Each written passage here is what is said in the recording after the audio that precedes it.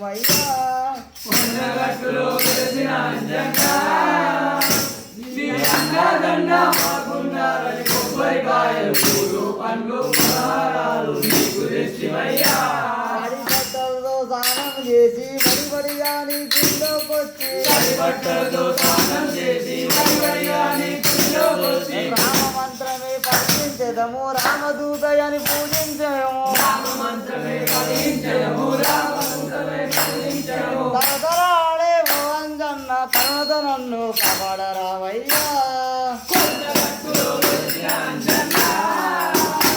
నీ అండదండ మాకున్నారని కొబ్బరికాయలు పూలు పండ్లు పలహారాలు నీకు తెచ్చివయ్యా నీ ముందేమో